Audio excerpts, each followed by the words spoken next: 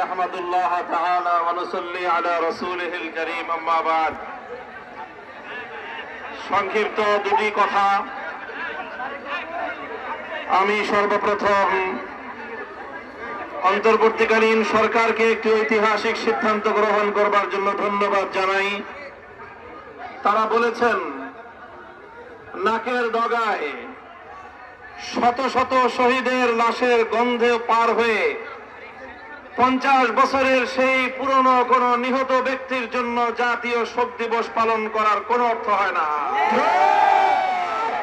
এজন্য 15ই আগস্ট শোক দিবস বাতিল ঘোষণা করে একটি ঐতিহাসিক সিদ্ধান্ত গ্রহণ করেছে। এজন্য আমি অন্তর্বর্তীকালীন সরকারকে ধন্যবাদ জানাই।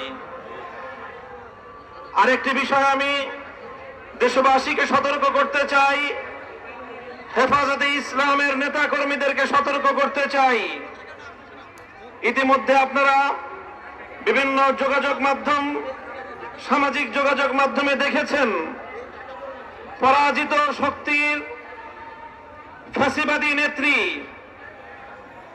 জালিম শাহী শেখ হাসিনা নরেন্দ্র মোদীর ঘরে বসে বাংলাদেশের অভ্যন্তরে 15ই আগস্টকে কেন্দ্র করে বিশৃঙ্খলা সৃষ্টি করবার জন্য তিনি উস্কানি দিচ্ছেন। বলতে চাই, আওয়ামী লীগের, যুবলীগের, ছাত্রলীগের যারা বিগত 15 বছর পর্যন্ত হাতুড়ি লীগের ভূমিকা পালন করেছেন, মনে রাখবেন এখন বাংলাদেশ আর সেই 16 বছরের ফ্যাসিবাদী পরাধীন বাংলাদেশ নয়। এই বাংলাদেশ আজ স্বাধীন বাংলাদেশ। ছাত্র জনতার এক সাগর রক্তের বিনিময়ে অর্জিত এই স্বাধীন বাংলাদেশে যদি 15ই আগস্টকে কেন্দ্র করে কোন নৈরাজ্য সৃষ্টির পায়তারা করা হয়, সারা বাংলাদেশে তাদেরকে প্রতিরোধ করা হবে।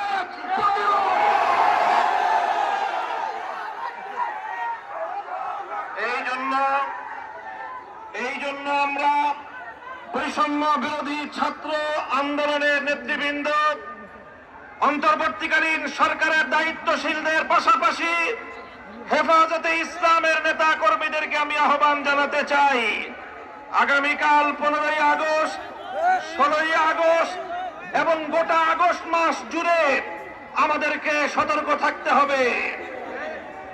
কারণ মনে রাখবেন, আওয়ামী লীগের রাজনীতি হলো প্রতিহিংসার রাজনীতি। 1975 সালে 3.5 বছরের অপশাসনের যুগে শেখ মুজিবুর রহমান সাহেব নির্বিচারে এদেশের 30,000 যুবককে হত্যা করেছিলেন। এদেশের বাকশাল কায়েম করার মধ্য দিয়ে মানুষের সকল অধিকারগুলো তিনি হরণ করেছিলেন। অধিকার হারা মানুষ তখন তারা ক্ষুব্ধ হয়ে ধানমন্ডির 32 নম্বর বাড়িতে অভ্যুত্থান পরিচালনা করেছিল। তখন এই শেখ হাসিনা ঘোষণা দিয়েছিল যে জাতি তার বাবাকে হত্যা করেছে তিনি সেই জাতির কাছ থেকে প্রতিশোধ গ্রহণ করবেন।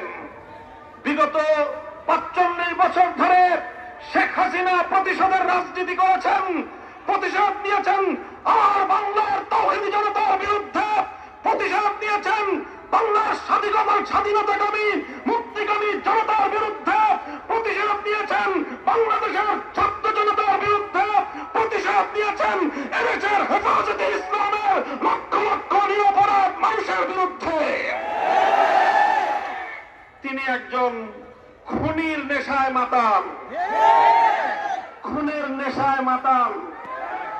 আপনারা লক্ষ্য করে থাকবেন, যারা মাতাল হয়, মদখোর হয়, তারা সারাদিন যে যেখানে থাকে, দিন শেষে রাতের বেলায় সব মাতালগুলো একসাথে হয়ে মদ্যপান করে মাতলামি করে।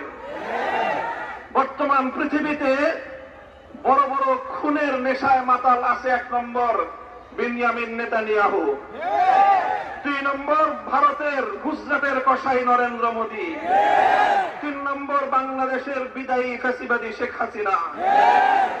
এই শেখ হাসিনা এখন গিয়ে খুনের নেশায় মাতাল হয়ে নরেন্দ্র মোদীর সাথে আখড়া করেছে।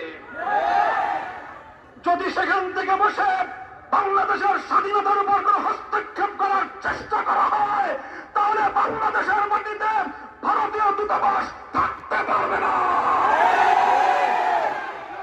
শেখ হাসিনার বিরুদ্ধে বাংলাদেশে বিভিন্ন থানায় আদালতে হত্যা মামলা দায়ের হয়েছে।